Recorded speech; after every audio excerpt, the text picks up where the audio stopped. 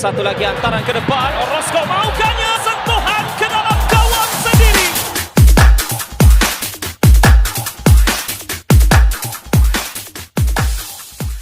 Skuad Gergasi Merah sekali lagi mengalami kekalahan kepada Johor Darul Ta'zim FC ketika mereka menerima kunjungan pasukan itu di Stadium MBPJ pada Ahad. Meskipun memulakan perlawanan dengan bertenaga, kualiti skuad Harimau Selatan terlalu sukar untuk dipertikaikan sehingga menyaksikan tuan rumah sukar mencipta sebarang peluang. Tidak cukup dengan itu, serangan demi serangan daripada pasukan bimbingan Hector Bidoglio amat berbisa buat Selangor FC yang gagal menghalang gawang mereka dibolosi sebanyak 3 kali sepanjang 90 minit permainan. Namun, masih ada penyokong tuan rumah yang tidak dapat menerima hakikat itu apabila bertindak menunding jari ke arah beberapa pemain atas kekalahan berkenaan.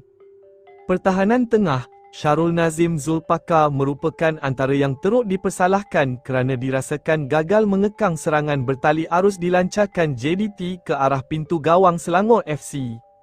Dia yang diletakkan di samping Muhammad Abdul Nadi dan Umar Bek Yashmurodov menerima cemuhan selepas perlawanan sehingga ada yang mula mengharapkan namanya digugurkan bagi baki musim ini.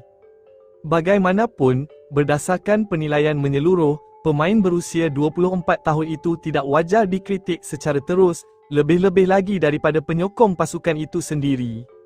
Melihat kepada kesebelasan utama diletakkan Bidoglio, perubahan tidak terlalu ketara dibuat dengan Arif Aiman Hanapi, Romel Morales dan Bergson Da Silva diletakkan. Ketiga-tiga mereka sememangnya gandingan cukup baik sepanjang musim ini meskipun Heberty Fernandez selalunya menjadi pilihan utama berbanding Romel. Jadi, tidak hairanlah apabila serangan bertali arus pasukan pelawat sukar dikekang, lebih-lebih lagi di bahagian sayap yang menerima bantuan daripada Juan Muniz dan Oscar Arribas. Syarul Nazim yang beraksi sebagai bek tengah di bahagian kanan untuk membantu Quentin Cheng sepatutnya tidak dipersalahkan memandangkan dia perlu bekerja keras menutup peluang pihak lawan. Di samping perlu memerhatikan pergerakan Romel, bek Harimau Malayah itu juga perlu mengawasi hantaran Arribas dalam situasi serangan balas daripada skuad Harimau Selatan. Oleh itu, melihat kepada prestasi barisan pertahanan pada Ahad, kelima-lima pemain pertahanan wajar dipersoalkan kerana tidak bersama-sama dalam mengekang pergerakan lawan.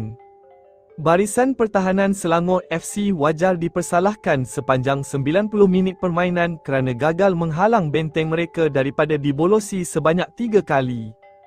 Hal itu dapat diperhatikan secara lebih mendalam ketika gol pertama JDT yang dijaringkan Romel selepas menerima hantaran daripada sepakan percuma Juan Muniz. Bagi penyokong, jaringan berkenaan tidak boleh terhasil sekiranya Syarul Nazim dapat menutup peluang kepada penyerang naturalisasi negara berkenaan. Tetapi, sekiranya gol itu diperhatikan secara lebih teliti, skuad Gergasi Merah secara kolektif perlu dipersalahkan kerana masing-masing tidak memikul peranan dengan baik. Nicola Jambor yang memiliki kelebihan fizikal sepatutnya peka akan situasi bola mati itu dengan bersedia untuk menghalang bola daripada memasuki kawasan berbahaya. Selain itu, Selangor FC sepatutnya tidak memberikan sepakan penalti buat anak-anak buah Bidoglio, terutamanya dengan kualiti sepakan percuma daripada Juan Muniz maupun Arif Aiman. Sebelum ini, Syarul Nazim lebih kerap diletakkan sebagai bek sayap kanan meskipun kebolehannya untuk melakukan hantaran lintang tidaklah terlalu memukau. Ini kerana Nizam Jamil sebagai pengendali kagum akan kebolehannya selepas bertahun-tahun beraksi sebagai pertahanan tengah yang lasak dan kental. Namun, dalam pertembungan itu, pemain kelahiran Batu Pahat, Johor itu secara tiba-tiba beraksi sebagai bek tengah dengan peranan membantu Quentin Cheng dalam situasi bertahan. Perubahan itu pasti membuatkan Syarul Nazim sedikit kekok apabila dia tidak diberikan lesen untuk melakukan serangan dan bebas daripada posisinya dalam barisan pertahanan, meskipun dia sememangnya meyakinkan sebagai pertahanan tengah sebelum ini. Pertukaran peranan itu sedikit sebanyak sukar diterimanya, lebih-lebih lagi ketika berdepan pasukan sebaik JDT.